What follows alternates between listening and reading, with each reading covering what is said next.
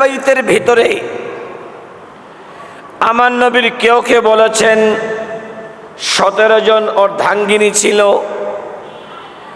আবার আকসর ইমামদের মতে আমার নবীর 11 জন বিবি, তার ভিতরে সৈয়দুনা সিদ্দিক আকবর রাদিয়াল্লাহু তাআলা আনহুর বেটি আম্মাজান আয়েশা সিদ্দিকা রাদিয়াল্লাহু তাআলা আনহা আছেন। হযরতে সৈয়দুনা ফারুক আজম রাদিয়াল্লাহু তাআলা আনহুর বেটি হযরতে আম্মাজান হাফসা আছেন। এভাবে আমার নবীর বিবিগণ, আমার নবীর পরিবার, আবার আমার নবী 4 জনকে নিজের আহলে বাইতে মুস্তাফা বলে ঘোষণা করেছেন। একজন মাওলায়ে কায়নাত মুশকিল কুশা, যিনি ফানাফির রসুল,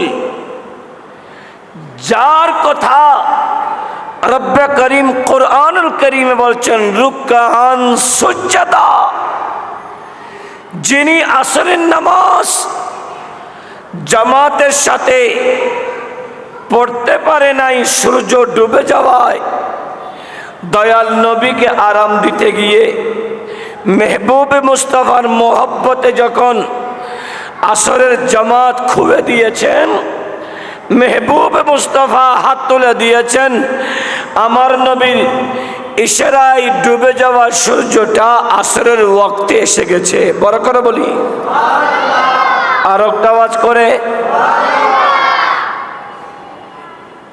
এই বাবাকে না একে করে দিয়ে গলা টানের তো, আর সময় অসুবিধা নাই, ওই সময় ইকুতিকু হত ডিজাইনের বাইরে আর একে করে দিও। সালাতুনে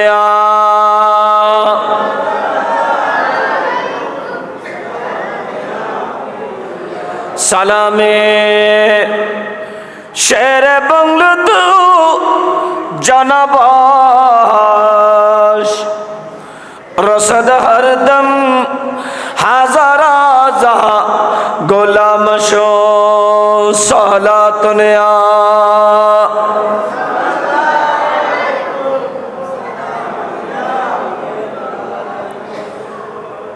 আমার নবী শামসুদ্দোহা সাল্লাল্লাহু তাআলা আলাইহি ওয়াসাল্লাম বেটিদের ভিতরে আদরের বেটি হলো আম্মাজান ফাতেমা বিনতে রাসূল।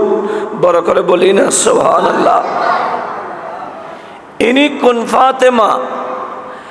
যার নামটা আমার আল্লাহ রেখেছেন। ইনি কোন ফাতেমা? যিনি আসলে মেহবুবে মুস্তাফা দাঁড়িয়ে যেতেন। বড় করে বলি উনি কোন ফাতেমা? যেই ফাতেমার রবের কদমে সিজদা দিলে জান্নাত থেকে জান্নাতি লেবাস এসে যায়। বড় করে বলি উনি কোন ফাতেমা? যেই ফাতেমার ঘরে খালি রান্নার দেখে আল্লাহ জান্নাত থেকে খাবার পাঠিয়ে দেন। বড় করে বলি উনি কোন ফাতেমা? যেই ফাতেমা কিয়ামতের ময়দানে যখন উঠবেন, আহ্বানকারী তথা রব্বে করিমের পক্ষ থেকে এলান হবে, এ মাহশরবাসী, কিয়ামতবাসীরা, তোমাদের চক্ষুকে নিচে করো, কারণ আমার নবীর বেটি ফাতেমা বিনতে রাসূল এখন জান্নাতের ফুলসিরাত পার হবে।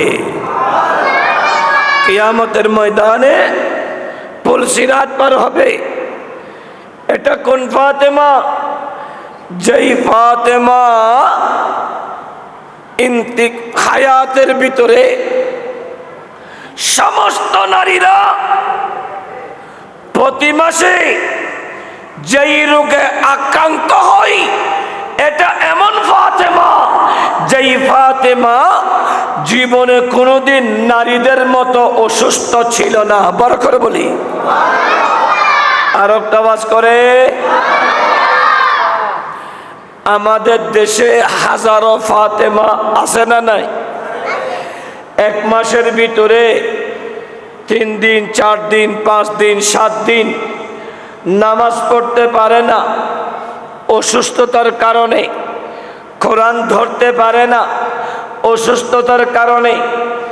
এমন এক অসুস্থ সন্তান সম্ভবা মা যখন সন্তান প্রসব করে 40 দিন যাবত ওই নারী নামাজ দোয়া পড়ে না, কিন্তু আল্লাহ আমার নবীকে এমন একটা বেটি দিয়েছেন, যেই বেটি ফাতিমা বিনতে রাসূল দুনিয়াতে সন্তান প্রসব করলেও ওনার থেকে কোনো নাপাক ছিল না। এমনকি নারীদের মতো প্রতি মাসে যেটা রোগ হতো, ফাতিমা বিনতে রাসূলের রোগ ছিল না। কারণ আমার নবীর বেটি ফাতেমা কোরআনের ভাষায় আল্লাহর এমন একটা নূর, যেই নূরের মিসাল হলো একটা চেরাগ। বড় করে বলি, আর একটা আওয়াজ করে। এটা এমন চেরাগ, যেই চেরাগ আলো দিতে জানে, কখনো আলো নিভতে জানে না, নিবে না। আজীবন এই চেরাগ আলো দেবে।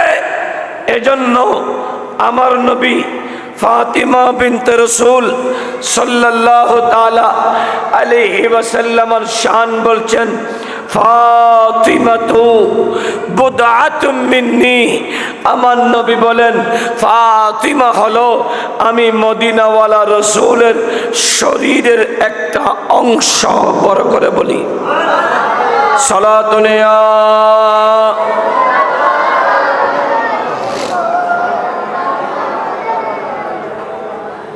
সালামি শের বাংলা দো জানাবাস রসদ হরদম হাজারা জাহাঁ গোলাম শো সালাতুন ইয়া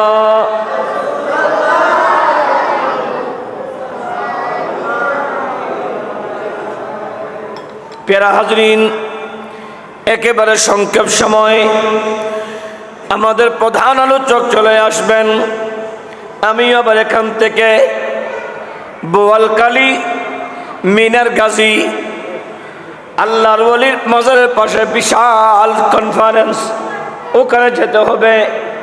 মুমিনু, আমার নবী সরওয়ারে কায়নাত শামসুদ্দোহা সাল্লাল্লাহু তাআলা আলাইহি ওয়াসাল্লাম আমার নবীর বেটি ফাতিমা বিনতে রাসূল 16 বছরের কুমারী হলো, যুবতী হলো। আর অন্যদিকে আমার নবীর চাচাতো ভাই হযরতে মাওলা আলী শেরে খুদা রাদিয়াল্লাহু তাআলা উনি 21 বছরে হলো। বড় করে বলি আর একটা আওয়াজ করে। প্রিয় হাজরিন, 16 আর 21 আমার নবীর দরবারে